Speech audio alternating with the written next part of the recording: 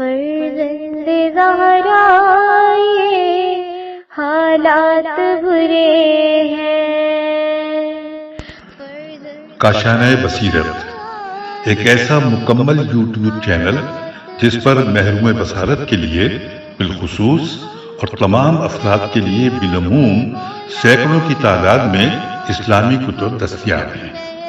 لہذا گزارش ہے کہ آپ اپنی ذمہ داری نبھاتے ہوئے کاشانۂ بصیرت کو سبسکرائب کرنے کے ساتھ ساتھ بیل آئیکن کو پریس کیجیے تاکہ آپ علم کے حصول کے ساتھ ساتھ مذہب اہل بیت کی اشاعت میں بھی اہم کردار ادا کرتے رہیں۔ کاشانۂ بصیرت، کاشانۂ بصیرت، کاشانۂ بصیرت۔ فرزند زہرا یہ حالات برے ہیں۔ بسم اللہ الرحمن الرحیم۔ السلام علیکم۔ یہ کاشانۂ بصیرت یوٹیوب چینل ہے۔ آج ہم آپ کے لیے کتاب اسلام اور سیاست ریکارڈ کر رہے ہیں جس کے مصنف آیت اللہ مصباح یزدی ہیں۔ تو آئیے سنتے ہیں اس کتاب کا پارٹ نمبر 31 پیج نمبر 287 سے۔ یعنی جو شخص بھی ایران کی شہریت میں آ جائے اس کو سیاسی عہدیدار یا سفیر بننے کا حق نہیں، وہ کونسلیٹ اور وزیر نہیں بن سکتا ہے۔ حالانکہ اس نے ایرانی شہریت قبول کر لی اور ایرانی حکومت نے بھی اس کو اپنی نیشنلٹی دے دی، لیکن اس کو اس طرح کے حقوق مانگنے کا کوئی حق نہیں۔ یہ ہمارے ایران کے قانون ہیں۔ نمبر 4، اسلام کی نگاہ میں پہلے اور دوسرے طبقے کی شہریت۔ اب ہم شہریت کے متحقق ہونے اور اس کے بارے میں اسلام کے نقطۂ نظر کو تفصیلی طور پر بیان نہیں کر سکتے، اس لیے کہ یہ بحث فلسفہ حقوق سے مربوط ہے اور ہماری بحث کا موضوع فلسفہ سیاست ہے۔ لیکن مختصر طور پر ہم یہ عرض کرتے ہیں کہ ممالک کی حد بندی میں اسلام کا حقوق نظریہ کی رو سے اعتقادات اصل ہیں اور جغرافیائی اعتبار سے حد بندی کی کوئی اصل نہیں ہے۔ اسلام کا سب سے پہلا ہدف یہ ہے کہ دنیا میں اسلامی حکومت قائم ہو، انشاءاللہ امام زمانہ اجل اللہ تعالی فرجہ شریف کے ظہور کے بعد قائم ہوگی۔ اس میں جغرافیائی حد بندی اٹھا لی جائے گی اور تمام افراد امت اسلام اور ایک حکومت کے شہری ہوں گے اور ان کی شہریت کا ملک اسلام ہے۔ اس حکومت میں غیر مسلمان افراد کے حقوق اور وظائف مسلمانوں سے متفاوت ہوں گے۔ غیر مسلمان کو ایک مسلمان کے تمام وظائف اور عہدہ نہیں ملے گا اور نہ ہی اس کو مسلمان کے تمام حقوق دیے جائیں گے۔ یہ اسلام کا پہلا ہدف ہے۔ لیکن خاص شرائط کے اعتبار سے ولی فقیہ اور اسلامی حکومت عنوان ثانوی کے ماتحت جغرافیائی حد بندی کو معتبر سمجھ سکتے ہیں۔ اس بنا پر اگر ہم جغرافیائی حد بندی کو معتبر سمجھ سکتے ہیں تو اسلام کی طرح حکم اولا کی بنیاد پر نہیں ہے بلکہ ثانوی طریقے اور مصلحتوں کی وجہ سے ہے جو منطقہ اور بین الاقوامی قوانین کے ماتحت ہے، اور وہ قوانین ولی فقیہ کے دستخط کے ذریعے ہمارے لیے معتبر ہوتے ہیں، اور حقیقت میں وہ تمام حد بندی ولی فقیہ کے ذریعے متعین کی جاتی ہے۔ نتیجتاً پہلا طریقہ اور آئیڈیل اسلام میں شہریت کے دوسرے درجے میں شمار ہوں گے، لیکن خاص شرطوں کی وجہ سے جغرافیائی حد بندی معتبر مانی گئی ہے اور قانون کی بنیاد پر شہریت کے لیے خاص شرطوں کو نظر میں رکھا گیا ہے۔ ولایت فقیہ کے نظریے کی بنیاد پر جب ان شرائط و قوانین پر ولی فقیہ دستخط فرما دیں تو تمام احکام اسلامی کی طرح وہ بھی واجب الاطاعت ہوں گے، جبکہ حضرت امام خمینی نے فرمایا ہے کہ اسلامی حکومت کے قوانین کی اطاعت کرنا واجب ہے۔ نمبر 5، نظام ولایت فقیہ کا دوسرے نظاموں سے فرق۔ جو افراد ہمیشہ جمہوریت کا دم بھرتے ہیں اور اپنی حکومت کو ولایت فقیہ کی بنیاد پر اچھا نہیں سمجھتے، انہوں نے اس ملک کے لیے ولایت فقیہ کی خدمات کی طرف توجہ نہیں دی ہے، اور وہ یہ بھی توجہ نہیں کرتے کہ ولایت فقیہ کے نظریے کی بنیاد پر اسلامی حکومت کے احکام و قوانین اور اسلامی پارلیمنٹ کے وضع کیے ہوئے قوانین کی شورا نگہبان کی تائید کے بعد اطاعت کرنا واجب ہے۔ چونکہ وہ ولی فقیہ کی اجازت سے اس مرحلے تک پہنچے ہیں اور ان کا اذن خدا کا اذن ہے، اس نظام کا ایک بڑا امتیاز یہی ہے۔ لیکن اگر ہم ولایت فقیہ کو تسلیم نہ کریں تو کم از کم جوب و عرفی کی بنا پر قوانین کی اتباع کرنا ہوگی۔ جو لوگ اپنی خواہش کے قانون کو رائے دے چکے ہیں ورنہ خود اپنے ہی عہد پر وفادار نہیں ہوں گے، اور اگر دل چاہے تو اس عہد سے لوٹ جائیں اور اپنی درخواست پر تجدید نظر کریں اور اپنی خواہش کے مطابق قانون میں تغیر و تبدیلی کر سکتے ہیں۔ جمہوری حکومت میں لوگوں پر قوانین کی اطاعت کرنا کوئی واجب نہیں ہے۔ اسلامی حکومت میں ولی فقیہ کی اجازت اور دستخط سے قانون معتبر مانے جاتے ہیں، اور اس کے علاوہ لوگوں کی خود لازم کردہ اور وجوب عرفی کی بنا پر ان کے لیے لازم ہوتے ہیں اور وجوب شرعی بھی رکھتے ہیں، اور ان کی مخالفت کرنا گناہ اور سزا کا باعث بھی ہوتا ہے۔ اسلامی حکومت کی قوانین کی اتباع کرنے اور جو قوانین اکثر لوگوں کی رائے کا نتیجہ ہوتے ہیں ان کی اتباع کرنے میں کتنا فرق ہے، اور چونکہ نمائندہ مجلس کو اکثر لوگوں نے اپنے ووٹ دے کر منتخب کیا اور خود اس کی اتباع کرنے کو لازم قرار دیا ہے، اب جن افراد نے اس قانون کو ووٹ نہیں دیے وہ اقلیت جنہوں نے اس نمائندہ مجلس کو ووٹ نہیں دیے، ان افراد کو اس قانون کی کسی حد تک اتباع کرنا چاہیے۔ جو قانون اکثر افراد کی رائے سے بنایا گیا ہو تو کیا نفسیاتی، عاطفی اور قلبی اعتبار سے اس قانون کے مخالف افراد پر بھی اس قانون کی اتباع کرنا لازم ہے، اور کس طرح قلبی طور پر وہ اکثر لوگوں کی خواہش کے مطابق متلازم ہوں۔ جو قوانین اسلامی حکومت کے ذریعے نمائندگان مجلس کے توسط سے بنائے جاتے ہیں اور ولی فقیہ نے بھی ان کی تائید فرما دی، وہ خداوند عالم کی طرف سے واجب ہو گئے اور ان کی اطاعت کرنا واجب ہے، اور جن افراد نے ان قوانین کو اپنی رائے نہیں دی ہے ان پر بھی شرعی طور پر ان کی اتباع کرنا لازم ہے۔ البتہ تمام افراد اس بات سے واقف ہیں اور اسلامی حکومت کی قوانین کو تہ دل سے تسلیم کرتے ہیں، ان کو شرعی قوانین کی حیثیت دیتے ہیں اور ان کی مخالفت نہیں کرتے، چونکہ وہ الہی اور اسلامی حکومت کے قوانین و ضوابط سے آشنا ہیں۔ اس طرح سے قوانین کے ضوابط کو قبول کرنا اور اس کی اتباع کرنا یہ نظام الہی کی خصوصیات میں سے ہے جو ملک میں نظام ولایت فقیہ کے ماتحت وجود میں آئی ہے۔ اسلامی انقلاب سے ہمیں یہ درس ملتا ہے کہ تمام لوگوں پر رہبر اور ولی فقیہ کی اطاعت کرنا ضروری ہے، اور ان کے اوامر اور رہنمائی کی طرف خالصانہ قدم اٹھانے ہی سے ہم کامیاب ہوئے ہیں، چاہے وہ دوران انقلاب ہو یا انقلاب کے بعد کا زمانہ،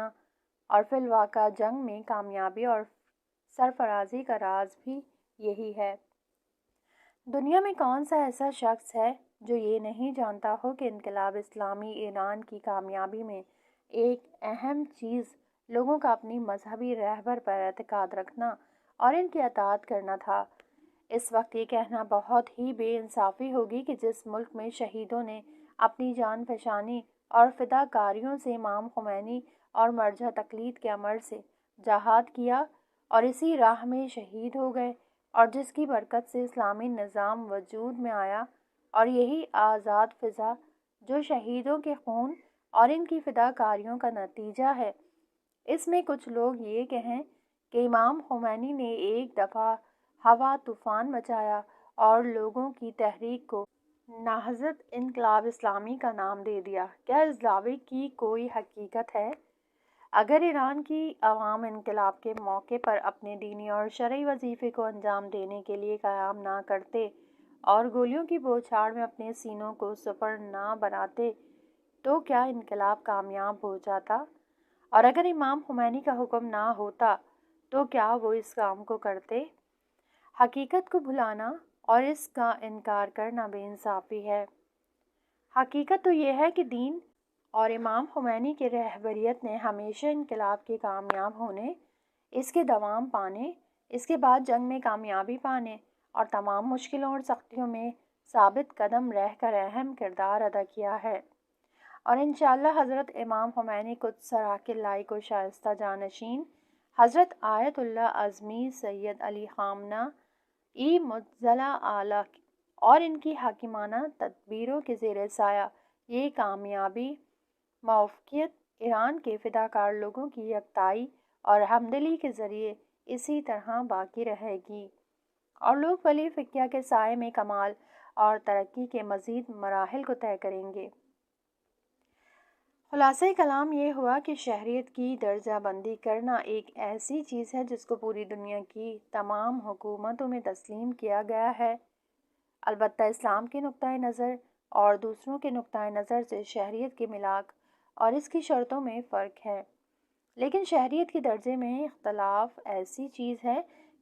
کہ ہم نے اس کو ایجاد کیا ہو، اور شہریت کے درجے میں یہ فرق انسانیت میں لوگوں کے مشترک ہونے سے کوئی ربط نہیں رکھتا ہے۔ تمام انسان انسانیت کے درجے میں ایک ہیں، لیکن یا تو ان میں طبعی طور پر وہ شرطیں موجود ہوتی ہیں جو وظائف اور حقوق کے اختلاف کا سبب ہوتی ہیں،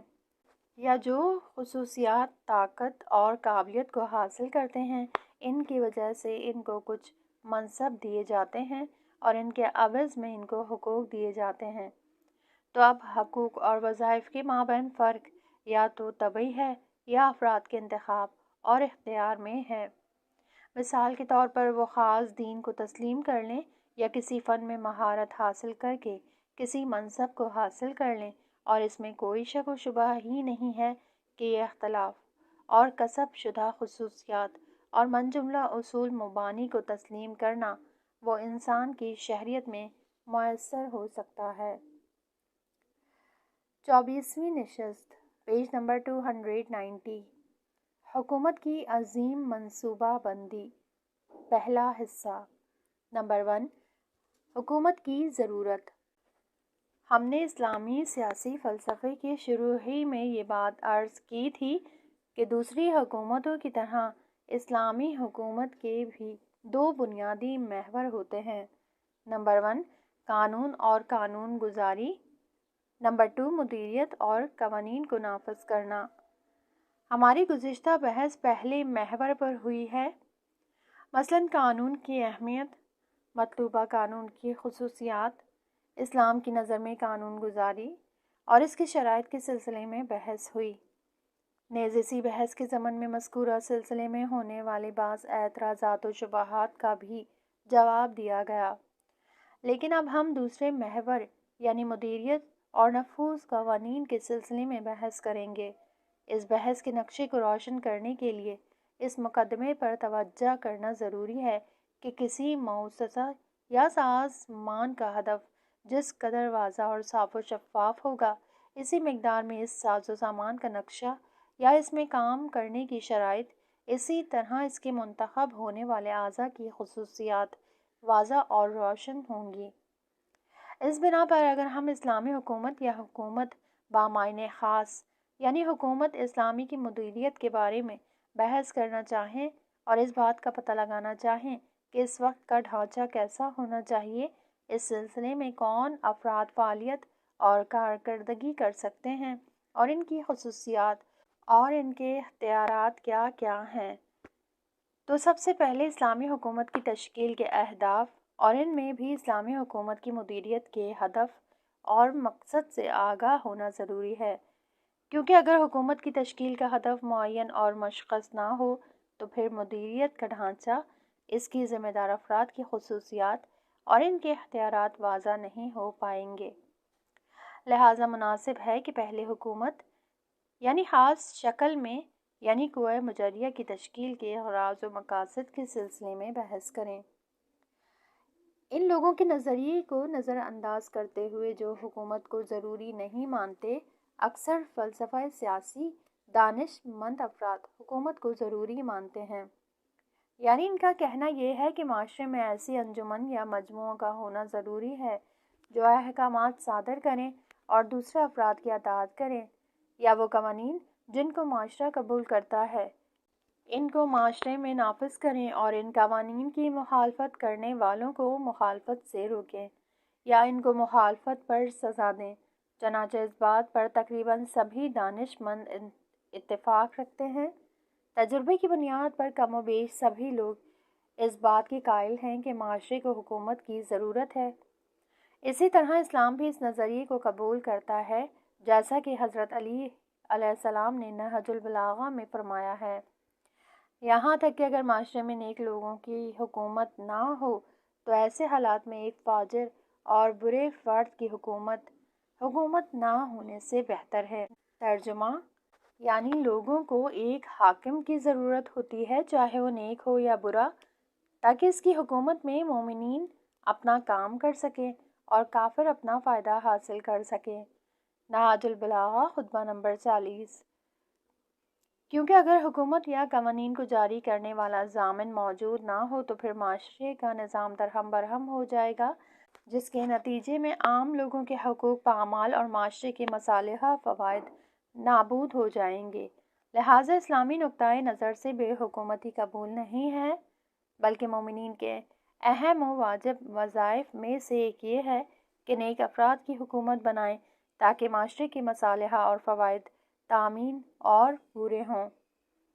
نمبر 2، قوائے مجاریہ کے اہداف کے سلسلے میں مختلف نظریات۔ اب جب کہ حکومت اور قوائے مجاریہ کی ضرورت ثابت ہو گئی تو اب سوال یہ پیدا ہوتا ہے کہ یہ حکومت اور قوائے مجاریہ کے اہداف و مقاصد کیا کیا ہیں، جبکہ اس بات کو تقریباً سبھی جانتے ہیں کہ قوائے مجاریہ کا کام قوانین کو نافذ کرنا ہے۔ بس یہ طے ہو گیا کہ اس کا کام قوانین کو جاری کرنا ہے، لیکن اب یہ دیکھنا ہوگا کہ وہ قوانین جن کو حکومت نافذ کرنا چاہتی ہے وہ کس طرح کے اور کس ماہیت کے ہونے چاہیے۔ چنانچہ اس سوال کا جواب ایک دوسرے سوال پر متوقف ہے، اور وہ یہ ہے کہ قانون کا ہدف اور مقصد کیا ہے، معاشرے کو قانون کی کیا ضرورت ہے، اور وہ قانون لوگوں کے لیے کس چیز کو مد نظر رکھے۔ اس سوال کے جواب میں ہم عرض کرتے ہیں کہ قانون کے اہداف و مقاصد کی 2 قسمیں ہوتی ہیں۔ پہلی قسم مادی اغراض و مقاصد، دوسری قسم معنوی اغراض و مقاصد۔ کلی طور پر سیاسی فلسفے کے بارے میں بحث کرنے والے دانشوروں نے اس بات کا اعتراف کیا ہے کہ حکومت کو چاہیے کہ وہ لوگوں کے مادی مصالح و منافع کو تامین کرے، لیکن معنوی مصالح کے بارے میں اختلاف کیا ہے کہ آیا قانون کو لوگوں کے معنوی مصالح کو بھی پورا کرنا ضروری ہے یا نہیں؟ کیا معنوی مصالح کا بھی قانون میں لحاظ کرنا ضروری ہے، اور اس طرح حکومت کو ایسے قوانین کا نافذ کرنا ضروری ہے یا نہیں؟ قدیم زمانے سے بعض فلسفی مکاتب اس نظریے کو مورد توجہ قرار دیتے تھے کہ حکومت کو لوگوں کے معنوی مصالحوں کو بھی تامین کرنا چاہیے، اور وہ قانون جس کی حکومت ذمہ دار ہوتی ہے اس قانون کو ایسا ہونا چاہیے جو انسانی فضائل کو مد نظر رکھے۔ غیر دینی فلسفی مکاتبین بھی یونانی قدیم فلاسفہ مثل افلاطون انسانی فضیلت پر توجہ دیتے تھے، اور حکومت کی ذمہ داریوں میں سے ایک ذمہ داری یہ بھی سمجھتے تھے کہ وہ انسانی فضائل کے رشد و نمو کے لیے راستہ ہموار کرے۔ چنانچہ اس لیے کہتے تھے، حکومت کرنے کا حق صرف انہی افراد کو ہے جو حکیم یعنی عالم و عاقل ہوں، جو انسانی فضائل کے اعتبار سے دوسرے لوگوں سے بہتر ہوں۔ جیسا کہ افلاطون کا کہنا ہے، حکیمان باید حاکم باشند، یعنی حکماں کو حاکم ہونا چاہیے۔ لہٰذا غیر مسلمان اور غیر الہی فلاسفہ، وہ لوگ جو آسمان ادیان کو نہیں مانتے تھے،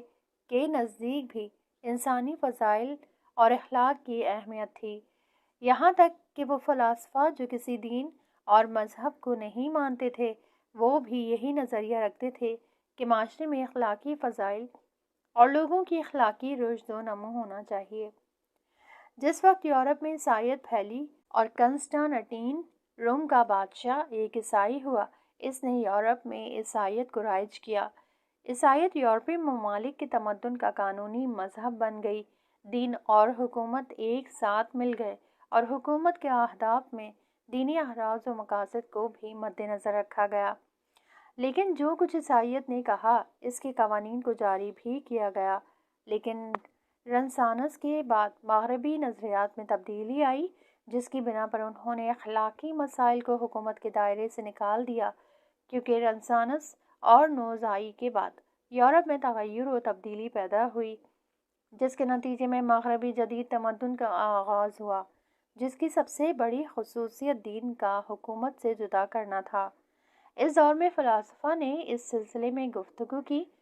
کتابیں لکھی، جس کی بنا پر مختلف فکری مکاتب وجود میں آئے اور اخلاقی اور معنوی فضائل کو بالائے طاق رکھ دیا گیا۔ انہی فلاسفہ میں سے حابس نامی فلسفی بھی گزرا ہے، جس کا نظریہ یہ تھا کہ حکومت کی ذمہ داری صرف ہرج و مرج یعنی بدامنی پھیلنے سے روکنا نہیں ہے، کیونکہ اس کے نظریے کے مطابق بعض بھیڑیا صفت لوگ ہوتے ہیں جو ایک دوسرے کی جان پر ٹوٹ پڑتے ہیں اور ایک دوسرے کو نابود کرنا چاہتے ہیں، تو ان کے لیے ایک ایسی حکومت کی ضرورت ہوتی ہے جو ان بھیڑیا صفت انسان پر کنٹرول کرے اور ان کی درندگی اور ظلم و ستم کو روکے۔ لہذا حکومت کا صرف یہی مقصد ہوتا ہے۔ اس کے بعد جان لوک نے حکومت کے اہداف کو بیان کرتے ہوئے کہا کہ حکومت کی ذمہ داری لوگوں کی اور ان کی حفاظت کرنا ہے۔ اس کی نظر میں انسانوں کے پاس صرف ایک حکومت کی کمی ہوتی ہے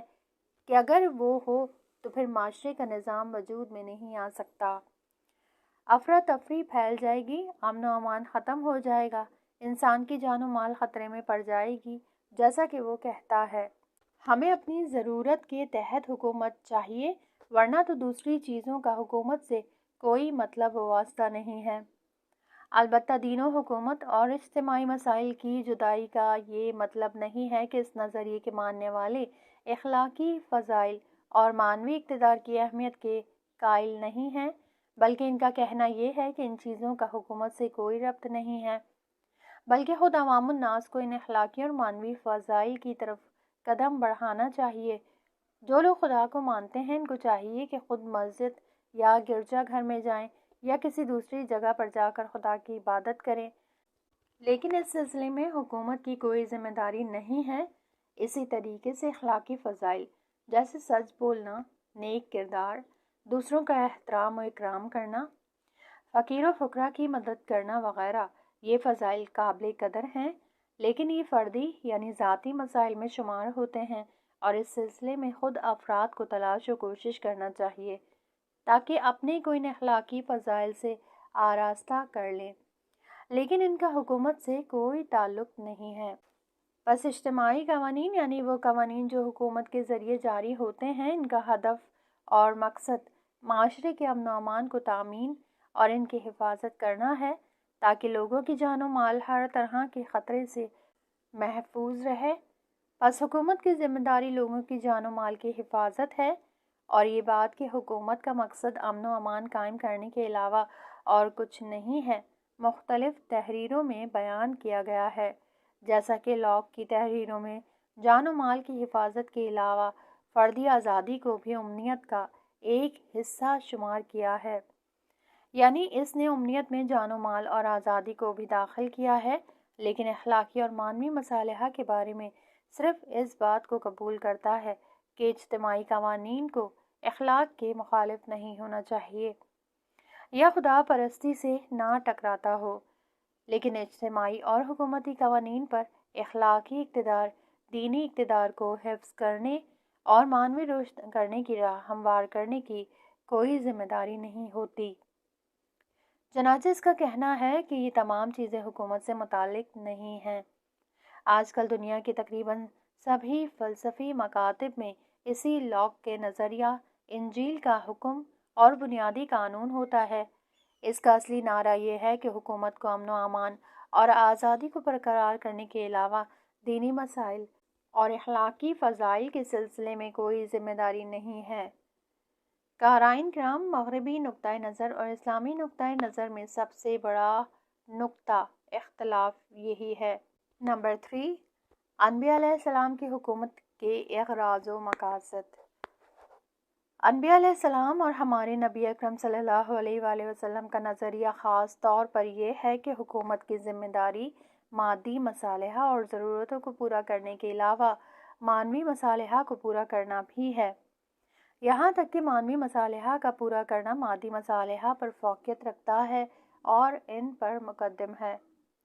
یعنی حکومت کو ایسے قوانین جاری کرنا چاہیے جن کا آخری ہدف معنوی، روحی اخلاقی اور انسانی مصالحہ کو تامین یعنی حفاظت کرنا ہے۔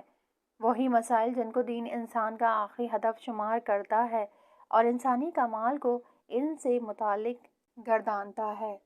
اس دنیا میں انسان کی خلقت اور اس کے لیے انتخاب اور آزادی کی طاقت کا ہونا، یہ تمام چیزیں اسی وجہ سے ہیں کہ انسان اپنے نہایت اور آخری ہدف کو پہچان لے اور اسی پر قدم بڑھائے، اور ان تمام مسائل کا محور قربت خدا ہے، جیسا کہ الحمدللہ آج ہمارے اسلامی معاشرے میں سب پر واضح ہے، بلکہ ہمیشہ مسلمانوں کے درمیان یہ بات رائج تھی، یہاں تک کہ جو لوگ اس کے صحیح معنی بھی نہیں جانتے لیکن پھر بھی اس لفظ سے مانوس ہیں، کیونکہ جاہل اور کم پڑھے لکھے افراد بھی جملہ قربت اللہ کو زبان پر جاری کرتے ہیں۔ اب جب کہ یہ بات معلوم ہو گئی کہ انسان کا آخری ہدف خلقت قربت خدا ہے، تو پھر معاشرے میں ایسے قوانین کا نافذ ہونا ضروری ہے جو اس ہدف تک پہنچانے میں مدد کریں، اور انسان کی زندگی بھی اسی سمت آگے بڑھے، اور انسان کے دوسرے حیوانی پہلو کے دوسرے مسائل اسی صورت میں مہم ہو سکتے ہیں جب وہ مسائل انسان کو معاونیت اور قربت خدا کی طرف رشد و ترقی کی منزلوں کو طے کرنے میں مددگار ثابت ہوں۔ اور جب یہ بات ثابت ہو چکی ہے کہ اجتماعی قوانین کو بنانے کا ہدف مادی مصالحہ کو تامین کرنے کے علاوہ معنوی مصالحہ کو تامین کرنا بھی ہے، تو پھر ظاہراً حکومت کا مقصد بھی مشخص اور معین ہو جاتا ہے، اور حکومت کو بھی صرف لوگوں کی جان و مال کی حفاظت ہی کو اپنی ذمہ داری نہیں سمجھنا چاہیے، بلکہ ان کے علاوہ معاونیات کے رشد کے لیے بھی راہ ہموار کرنا، نیز اس راہ میں جو چیز معنی اور ضدیت رکھتی ہوں ان کو راستے سے ہٹانا بھی حکومت کی ذمہ داری ہوتی ہے۔ حکومت کو صرف اسی پر اکتفا نہیں کرنا چاہیے کہ میں نے تو تمہاری روٹی کے اسباب فراہم کر دیے ہیں اور تمہاری جان کی امنیت برقرار کر دی ہے اور بس، البتہ یہ ذمہ داری تو سبھی حکومتوں کی ہوتی ہے، اور سبھی اس سلسلے میں متفق بھی ہیں کہ ہر ایک معاشرے میں، چاہے وہ اسلامی ہو یا غیر اسلامی، لائق ہو یا غیر لائق، اس میں جو بھی حکومت تشکیل پائے تو اس کے لیے امنیت برقرار کرنا ضروری ہے تاکہ لوگوں کی جان و مال محفوظ رہے۔ لیکن اسلامی نقطۂ نظر سے حکومت اپنی ذمہ داری کو صرف اسی چیز پر محدود نہیں کر سکتی، بلکہ اس کو اپنا سب سے پہلا وظیفہ یہ سمجھنا چاہیے کہ فضائل انسانی، معنوی و الہی رشد کے لیے راستہ ہموار کرے۔ طبعی طور پر اس مقصد تک پہنچنے کے لیے امن و امان اور لوگوں کی جان و مال کی حفاظت کے سلسلے میں امنیت برقرار کرنا ضروری ہوتا ہے، البتہ اس امنیت کا برقرار کرنا ایک مقدمہ ہے، نہ کہ اصل مقصد نہیں ہے۔ دوسرے الفاظ میں یوں عرض کیا جائے کہ جانی مالی امنیت برقرار کرنا متوسط اہداف میں سے ہیں، نہ نہائی اور اصلی ہدف۔ ایک دوسرے طریقے سے یوں عرض کیا جا سکتا ہے کہ یہ امنیت بلند و عالی ہدف تک پہنچنے کا ایک وسیلہ ہے، اور وہ بلند ہدف معاونیت کا رشد ہے۔ بس معاشرے میں وہ قوانین نافذ ہوں جو نہ فقط دین سے ضدیت نہ رکھتے ہوں اور دین کے مخالف نہ ہوں، بلکہ ان کو مکمل طریقے سے دینی اصول و مبانی سے ہم آہنگ اور موافق ہونا چاہیے، اور انسان کے معنوی اور الہی رشد میں معاون و مددگار۔ ان کا دین کے مخالف نہ ہونا کافی نہیں ہے، بلکہ دین کے اہداف میں مددگار ہونا ضروری ہے۔ یعنی اسلامی حکومت کا کردار نہ صرف یہ کہ ضدین نہ ہو، بلکہ بے دینی اور دینی ضدیت سے مقابلہ کرے اور دینی اہداف و مقاصد کو پایۂ تکمیل تک پہنچائے۔ لہٰذا اسلامی نقطۂ نظر سے حکومت یا قوہ مجریہ کا ہدف صرف جان و مال کی حفاظت کرنا نہیں ہے، بلکہ اس سے مہم تر معنوی مسائل پر توجہ دینا نہایت ہی ضروری ہے۔ یہاں تک کہ ممکن ہے کہ ایک اسلامی معاشرے میں معنوی ضرورتوں کو پورا کرنے کی وجہ سے وقتی طور پر مادی ضرورتیں تامین نہ ہوں، اور اگر اسلامی احکام جاری ہوں تو پھر آئندہ میں لوگوں کی مادی ضرورتیں دیگر حکومتوں سے بہتر طریقے پر پوری ہوں گی۔ لیکن اگر فرض کریں کچھ مدت تک لوگوں کی تمام مادی ضرورتوں کو پورا کرنے سے دین کے ضعیف ہونے کا اندیشہ ہو